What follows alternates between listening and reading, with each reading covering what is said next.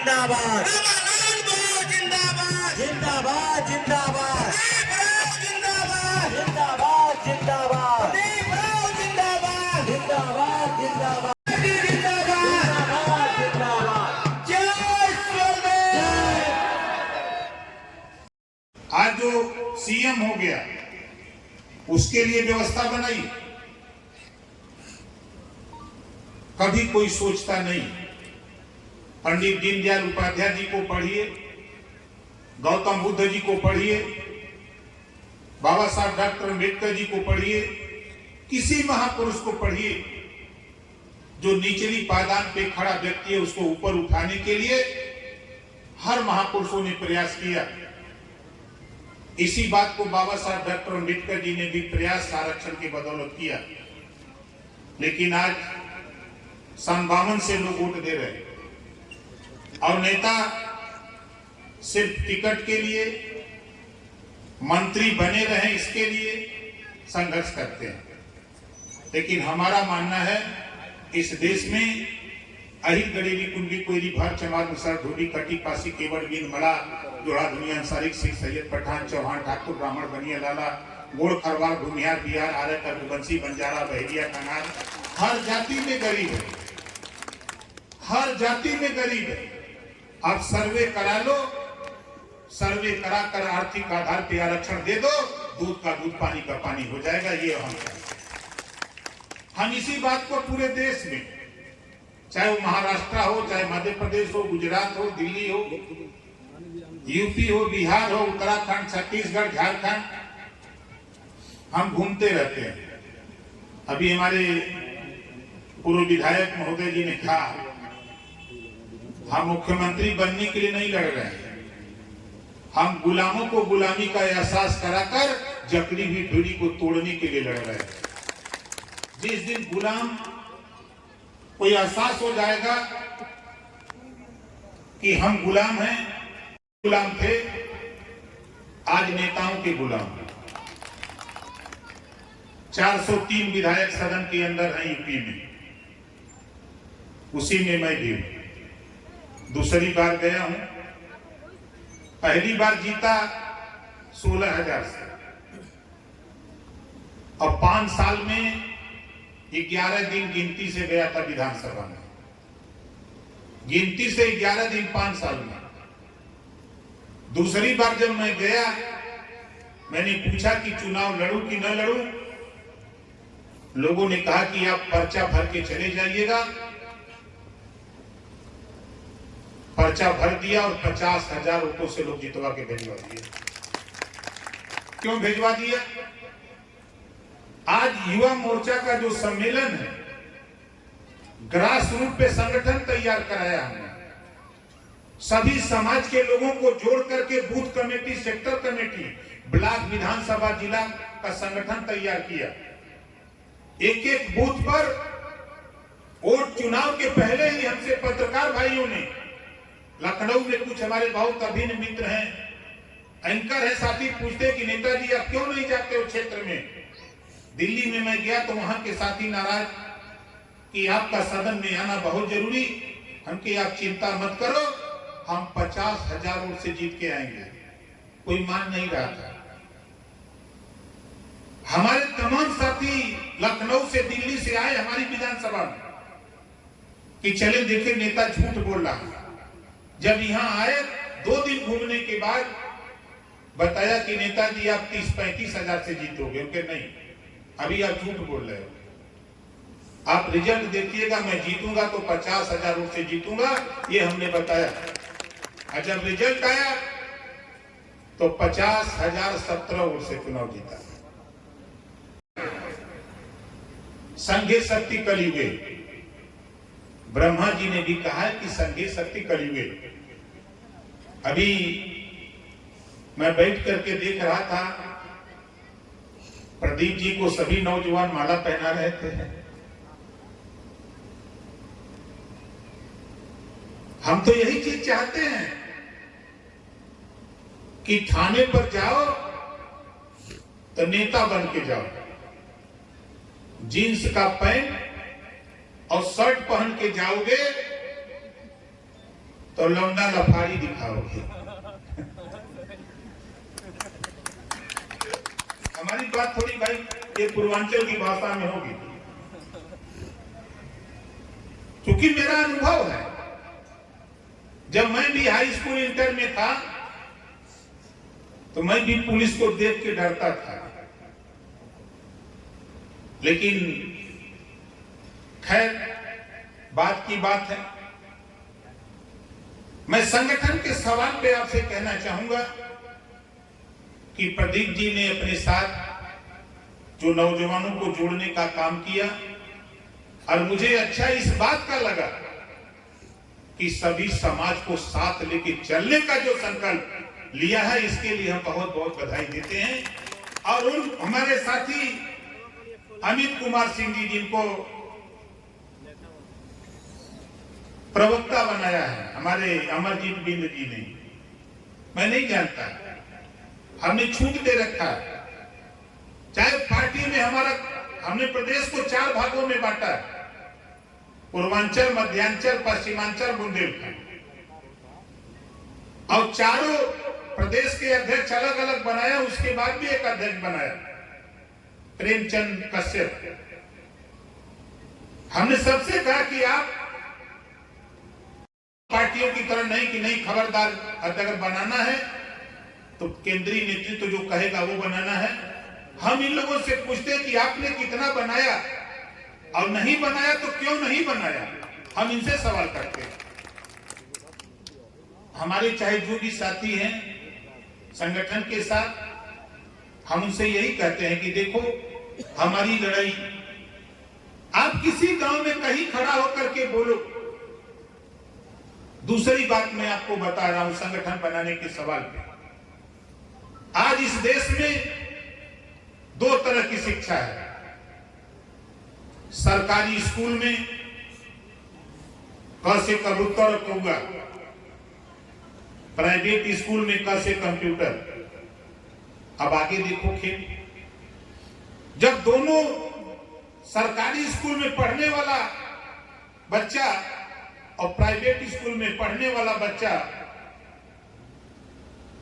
जब high school, inter, BA कर लेता है, कोई नौकरी के लिए अप्लाई करता है, तो प्राइवेट वाला तो पास हो जाता है और सरकारी वाला फेल हो जाता है। जब एक देश एक राशन कार्ड, एक देश एक चुनाव की चर्चा हो सकती है, तो एक देश एक समान शिक्षा की भी बात देश में होनी चाहिए। जो पढ़ाई प्राइवेट स्कूल में है, जो किताब प्राइवेट स्कूल में है, वही किताब, वही पढ़ाई सरकारी स्कूल में भी लागू होना चाहिए। इस बात के लिए हम लोग संगठन बना रहे हैं। आप बताओ ये बात सही है कि गलत है? कितने लोगों को सही है? जरा हाथ उठाइए। ये सही है। यही बात अगर ये बात कांग्रेस ने कर दिया होता, ये बात जनता पार्टी के शासन में हो गया होता, नरेंद्र मोदी जी को प्रधानमंत्री बनने की क्या आवश्यकता थी? सवाल यह खड़ा होता है। अभी हमारे साथी जिक्र कर रहे हैं, हम आपसे शिक्षा के सवाल पे दुनिया के तमाम देशों में आप पढ़ो इतिहास, दुनिया के तमाम देशों में शिक्षा फ्री है। हम भी तो चाहते हैं कि भारत में किसी जाति का गरीब कोई हो, कॉपी, किताब, फीस, दवाई, भोजन, वजीफा, कपड़ा, जूता, मोजा, टाई, बैग, साइकिल फ्री में देकर बिना पैसा में पढ़ाने का कानून देश में लागू होना चाहिए। आप सोचते होंगे कि हम गांव में आके भाषण दे रहे हैं।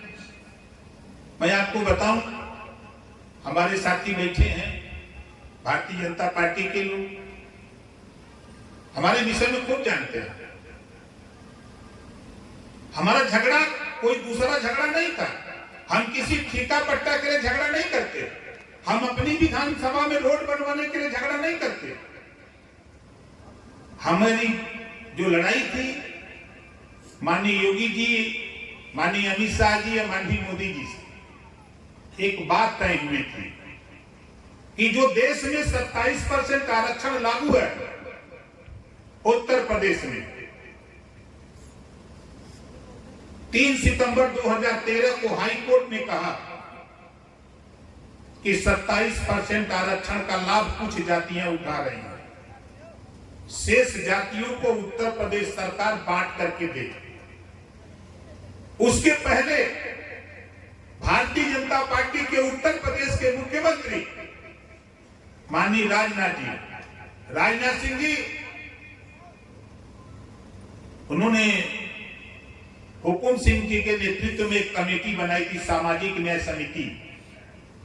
समिति की रिपोर्ट आई, तब तक सरकार चली गई। सपा और बसपा की सरकारें बनती रही, ध्यान नहीं गया किसी का। जब 2017 में समझौता हुआ भारतीय जनता पार्टी से भारतीय समाज पार्टी का, इसी बात को लेके हुआ था कि 27% आरक्षण की जो रिपोर्ट है लागू करना है। बात तय हो गई थी, काम भी आगे बढ़ा, लेकिन देश की राजनीति में पहला ओम प्रकाश राजभर है। वर्तमान गृह मंत्री को 2 बार माननीय प्रधान मुख्यमंत्री योगी आदित्यनाथ जी और ओम प्रकाश राजभर के बीच पंचायत कराने के लिए 2 बार आना पड़ा था माननीय गृह मंत्री जी को लखनऊ, अपने लिए नहीं, आरक्षण के बंटवारे को लेकर। दूसरी बात तय हो गया कि रिपोर्ट पुरानी है, नई बनवा लिया जाए। तो संयोग से विभाग मेरे पास था, पिछड़ा वर्ग कल्याण विभाग मेरे पास था। माननीय मुख्यमंत्री जी ने कहा कि कमेटी बन जाए, हमके बनवा लीजिए। तो माननीय राघवेंद्र सिंह, पूर्व रिटायर्ड जज हाई कोर्ट, उनके नेतृत्व में कमेटी बन गई 3 सदस्यीय। रिपोर्ट भी तैयार होकर आ गई 7, 9, 11, 27% आरक्षण को बांट दिया। जब बांट दिया, अब लागू करने की बात आई। तो जब लागू करने की बात आई तो मामला प्रधानमंत्री जी के यहाँ पहुंच गया। फिर मुझे बुलाया गया, मैं गया। प्रधानमंत्री जी ने कहा कि आप यूपी की बात करते हो, हम देश की बात करते हैं। हम कहे अच्छी बात है। उन्होंने कहा कि जो चीज आप चाहते हो, हम रोहिणी आयोग का गठन किया हूं और पूरे देश में 27% आरक्षण का लाभ पूरे देश में बांट करके जो नहीं पाया उसको देना चाहता हूं, आप धैर्य रखो। हमने कहा कि मान्यवर, मैं यूपी से आता हूं, यूपी के लिए जनता से बात किया हूं, यदि नहीं हो सकता तो फिर चुनाव में क्या जवाब दूंगा। उन्होंने कहा कि समय लगेगा, जरूर होगा। मैंने कहा कि नहीं, जब होगा तो फिर बुलाइएगा तो आएंगे। मैं लखनऊ आया और रिजाइन दे करके कर चला गया। ऐसा नहीं, मतलब मेरा वो मकसद नहीं है। मेरा जो मकसद है, फिर 2 जुलाई को, इसी 2023 2 जुलाई को पीएमओ ऑफिस से फोन आया कि प्रधानमंत्री जी बात करना चाहते हैं। बात हुई, उन्होंने बुलाया, बात हुई, मैं गया। फिर वही बात जब मैंने रखा तो उन्होंने कहा कि मुझे तेरी बात याद है ओम प्रकाश जी, मैं रोहिणी आयोग की रिपोर्ट जल्द आ रही है, मैं उसको बांट करके 27% सभी पिछड़े समाज को देना चाहता हूं। अब बोलो क्या चाहते हो, आप हमारी मदद करो। हमके ये काम अगर आप करने जा रहे हैं तो ओम प्रकाश राजभर आपके साथ खड़ा होकर के आपको हम तीसरी बार जो आपने वादा किया है कि तीसरी बार जनता के बीच में जो काम किया है, हम आपके साथ हैं। और बातें हुई, मैं चला आया। फिर 18 जुलाई को बुलाया गया। 18 जुलाई को पहली बार, शायद वो वीडियो अगर मिल जाए, 8 घंटे मीटिंग चली, 45 मिनट हमने आपकी बात रखा।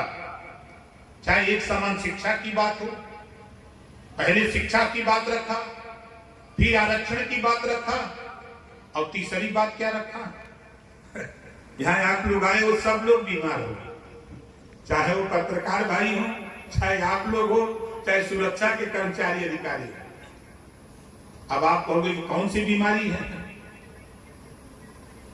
आप बताओ, बिजली के बिल से परेशान हो कि नहीं परेशान हो? हाथ उठाओ जो लोग परेशान हो।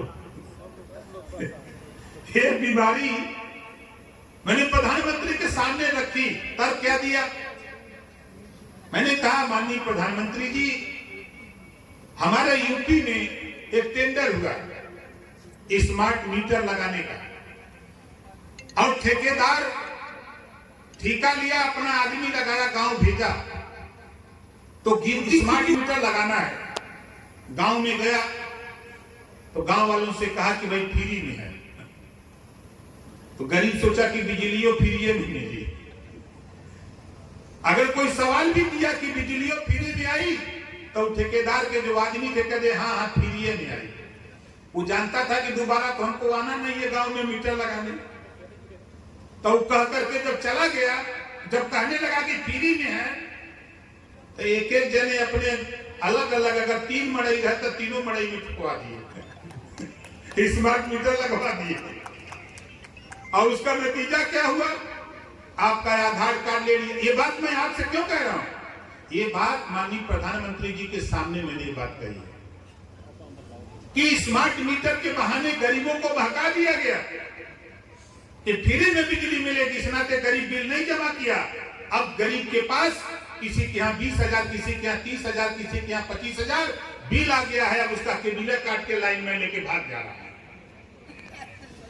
तो इसको जो है ठीक करने की जरूरत है। उन्होंने कहा कि ये इतनी निचले स्तर पर कैसे जानते हो? हम गाँव में का रहे वाला है, हम गांव में ही रहते हैं, गांव में घूमते हैं, इस नाते जानते हैं। उन्होंने कहा कि नहीं, बहुत सही आप बात बता रहे हैं। उन्होंने पूछा कि और क्या चाहते हो? हमने कहा कि मान्यवर, मैं 6 साल के अंदर उत्तर प्रदेश में अपनी कलम से गरीबों के इलाज के लिए, ऑपरेशन के लिए 16 करोड़ रुपया दे चुका हूं। 1-2 रुपया नहीं होता है 16 करोड़। ये मैं नहीं, माइक पर अपनी वाहवाही नहीं बता रहा। विधानसभा के अंदर माननीय मुख्यमंत्री योगी आदित्यनाथ जी विधानसभा के अंदर जब चर्चा कर रहे थे चिकित्सा शिक्षा पर, तब उन्होंने कहा कि 403 विधायकों ने गरीबों के प्रति अगर वफादारी से कोई काम किया और सबसे ज्यादा रुपया इलाज के लिए कोई दिया तो ओम प्रकाश राजभर ने दिया है। ये मुख्यमंत्री जी को सदन में कहना पड़ा। तो प्रधानमंत्री जी ने क्या कहा? आप तो यूपी की बात करते हो, मैं तो पूरे देश के नाम पर 5 लाख रुपया गरीबों के इलाज के लिए मैंने आयुष्मान कार्ड बनवा दिया। हमने कहा जिन लोगों का नहीं बना है किन कारणों से, उनके लिए जो व्यवस्था है संविधान में, ये जानकारी सभी विधायकों को दी जाए कि अपने अपने क्षेत्रों में इसकी जानकारी दें। और आपसे भी कहूंगा, मैं बेशक विधायक जहूराबाद गाजीपुर का हूं, ईश्वर न करे कोई बीमार, यदि कोई बीमार हो तो ऑपरेशन कराना हो, 3 चीज हमको दे देना। सरकारी हॉस्पिटल से एस्टीमेट, आय प्रमाण पत्र, आधार कार्ड की फोटोकॉपी, 3 चीज। एस्टीमेट अगर आपका 10 लाख, 15 लाख, 20 लाख का होगा तो 15 दिन के अंदर तेरे हॉस्पिटल में रुपया पहुंचा करके तेरा इलाज फ्री करा दूंगा। इतना ताकत तो हमारे पास है आज भी, और मैं बराबर करता हूं। कोई दिन ऐसा नहीं है जब भी मैं मुख्यमंत्री से मिलता हूं तो कहते हैं कि खजाना खाली करवा दिया आपने, क्योंकि वो विवेकाधीन कोष से पैसा आता है, हमारे घर नहीं है। मुख्यमंत्री जी ने कहा कि आपने ऐसा काम शुरू किया कि वहां पैसा कोई लेता नहीं था, या पैसा घट गया है। जब होता है तब वहां से रिपोर्ट आती है कि सर पैसा नहीं। हमके दीजिए, काम गरीबों का हो रहा है, आप साधु महात्मा हैं, आप पैसा दीजिए। खैर देते हैं, ऐसी बात नहीं।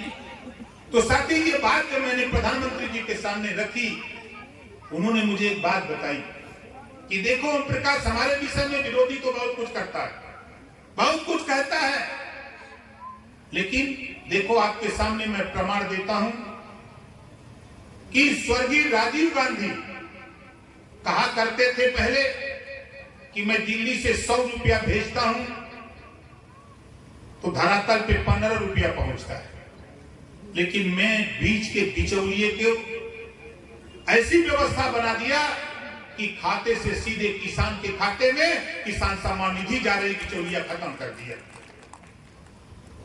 उन्होंने कहा कि जो राशन के घोटाले होते थे, लेकिन अब सिस्टम ऐसा बना दिया कि गरीब के दरवाजे तक राशन पहुंचने की व्यवस्था हमने बना दिया। तो जो चीजें उन्होंने हमारे सामने रखी, उसके बाद मैंने सोचा, विचार किया। उन्होंने कहा कि ओम प्रकाश जी, आपने वादा किया है मुझसे, जब 2022 में मैंने प्रयास किया कि आप हमारे साथ आओ, आपने यही कहा था कि बहुत देर हो गई है। माननीय प्रधानमंत्री जी ने कहा कि दिल्ली के चुनाव में हमारी मदद करना। आप क्या करें, मैं आज एनडीए में शामिल हो जाता हूं और 18 तारीख को एनडीए में शामिल होकर उत्तर प्रदेश में योगी आदित्यनाथ जी के नेतृत्व में 80 लोकसभा सीट जीतने का संकल्प लेकर हम धरातल पे घूम रहे हैं।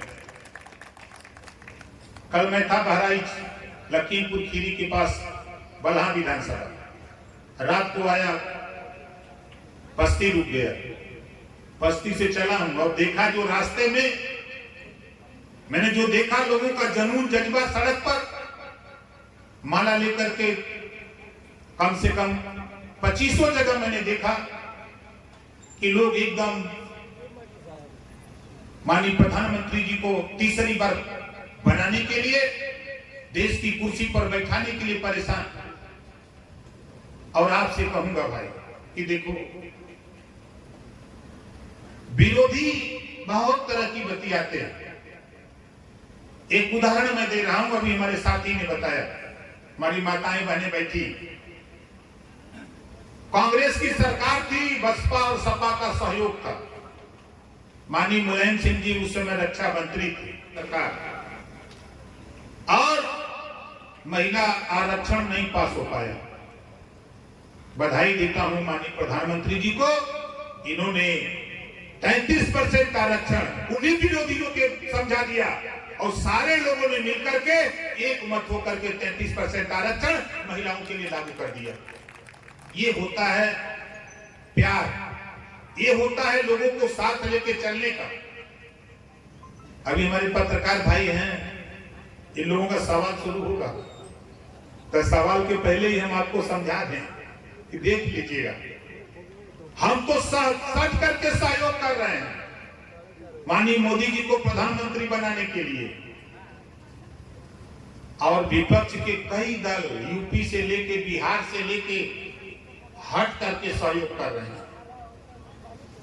आप देखिएगा मध्य प्रदेश का चुनाव, सपा कांग्रेस को हराने के लिए लड़ रही है, जदयू कांग्रेस को हराने के लिए लड़ रही है, राजस्थान में आरएलडी लड़ रही है कांग्रेस को हराने के लिए, और 2024 में ये सब लोग अपने अलग अलग होकर के माननीय नरेंद्र मोदी जी को प्रधानमंत्री बनाने के लिए सहयोग करेंगे।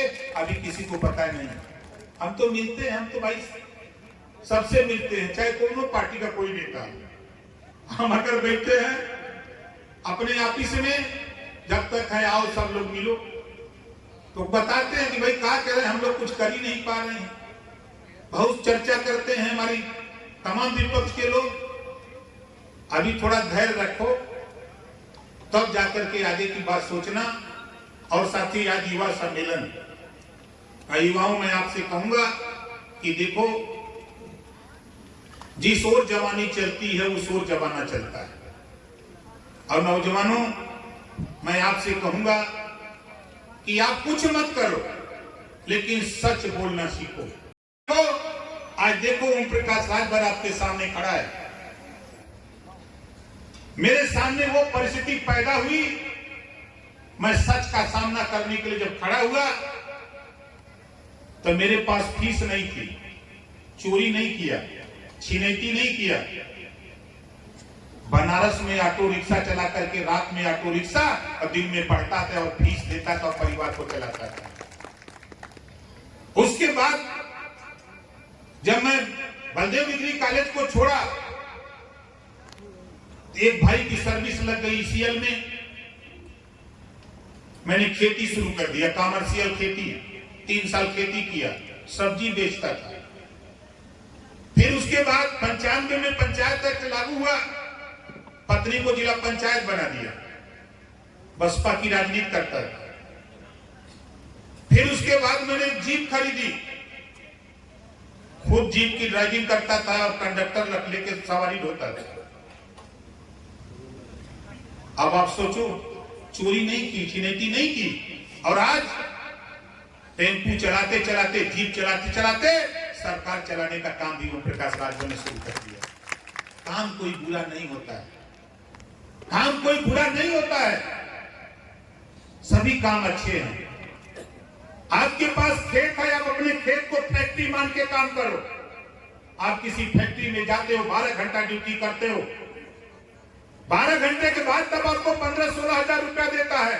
मैं करके देखा हूं, अपने खेत में फैक्ट्री मान के काम किया हूं। जब लोग 2000 रुपया महीना पाते थे, तब 10,000 रुपया महीना हम खेती में कमा करके दिखा देते थे।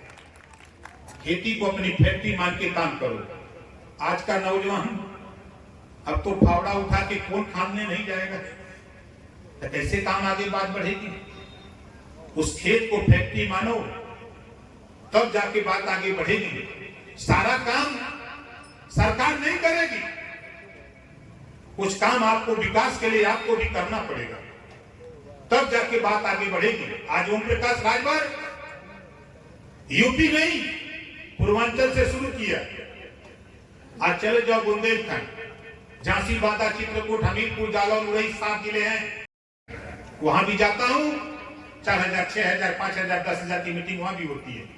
मैं जाता हूं आखिरी जिला सहारनपुर, बागपत, शामली, मुजफ्फरनगर, इटावा, कन्नौज, कासगंज, चाहे आगरा, मथुरा हो, उत्तर प्रदेश के 75 जिले में आज ओम प्रकाश राजभर ने मेहनत करके संगठन को तैयार कर दिया है। तब आज पूरे देश में चर्चा हो रही है कि नहीं भाई इसको पकड़ो। आप देखना इसी बिहार में आपको मैं दिखाऊंगा, अभी देखा होगा आपने गांधी मैदान पटना। अब इसी 25 तारीख को रहूंगा पश्चिमी चंपारण, 30 तारीख को रहूंगा अरवल, जिला है अरवल, औरंगाबाद के पास 38 जिले हैं, वहां 38 जिले में काम करता हूं। बॉम्बे, नालासोपारा, दहिसर, गोरेगांव, मलाड, अंधेरी, मरोड़, पाइपलाइन, चर्चगेट, बीटी, नासिक तक 500 से ज्यादा मीटिंग किया हूं। तब यूपी को गर्म किया हूं, बिहार को गर्म किया हूं। जाता हूं पंजाब के जिले हैं, जालंधर, लुधियाना, पटियाला, जम्मू, चंडीगढ़, अमृतसर, नाभा, वहां भी जाते हैं। यही यूपी है, बिहार के लोग पंजाब में भी चपे हैं। वहां गर्म करता हूं तो यूपी बिहार गर्म होता है। हम दिल्ली जाते हैं, दिल्ली गर्म करते हैं। जहां जहां औद्योगिक इलाके हैं वहां जाकर के मीटिंग करता हूं तो यूपी और बिहार गर्म होता है। लोग सोचते हैं कि ओम प्रकाश राजभर इतना कैसे घूमता है। इस नाते साथी मैं आपसे नौजवानों कहूंगा, काम कोई बुरा नहीं है, मेहनत।